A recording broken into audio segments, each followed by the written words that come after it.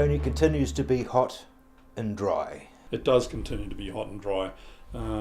Last week across New Zealand, especially the areas that we're doing all the irrigating in, the eastern areas, we all got, everywhere sort of got a pretty reasonable rain. For Canterbury, for example, we got really the first significant rain that we'd had since end of January. And even up as far as the Manawatu and Hawke's Bay, which southern Hawke's Bay particularly, that were very dry, and the Wairarapa got sort of in that 30 to 35 millimetres of rainfall. So it was a very welcome relief last week. But we've gone back to what we had prior to that again, and everywhere's had 4 going on 5 days now of 25 to 28 degrees plus. Quite still air, and especially on the eastern parts of New Zealand, our relative humidities have been very low. For example, if you looked at the relative humidities in the Wairarapa and Canterbury on Saturday and Sunday, or Sunday particularly, we were down in the 20s, high 20s, which is extremely low, which means that your demand gets really high. So suddenly, even though day length is shortening up and you don't transpire for as long, when you have those sorts of conditions combining, then our transpiration and therefore the use out of the soil increases quite dramatically. Soil temperatures? Yeah, soil temperatures took a little bit of a drop last week. I mean, we had some, when the southwesterly came through, and it was an unusual rain particularly in the South Island, to get rain out of the southwest. And it was quite significant, everywhere from sort of 25 to 50 millimetres.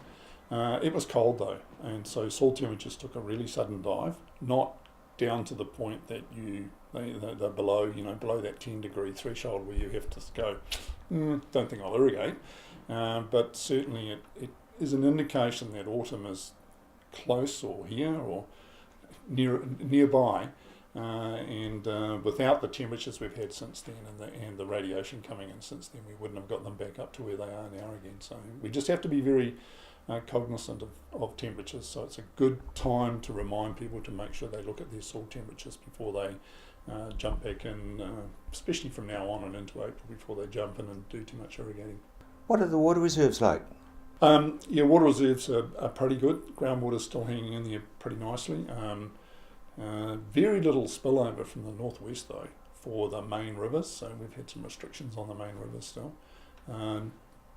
Hawke's Bay and north, the rivers are flowing well above minimum flows, so they got rainfall the previous week, and a lot of it in the high country, or in the hill country, and so their river levels are really high, and their groundwater levels are quite high still too. So we've got through the season from a water supply point of view in pretty good shape, but we will be looking for a pretty early and pretty wet winter, I think. Is that wishful thinking? Well, if I could put out a wish that somebody could ordain for me in some way, unlikely, but that would be the wish. I mean, we started with groundwater levels that were very similar to what we finished with in 2015. So we started with those groundwater levels again. They're going to be significantly lower than they're going to be significantly lower than that when we finish this irrigating season, whether it's next week or the week after or mid-April. And so we've got 2 years of recharge to make up if we can in one winter, which would be really nice.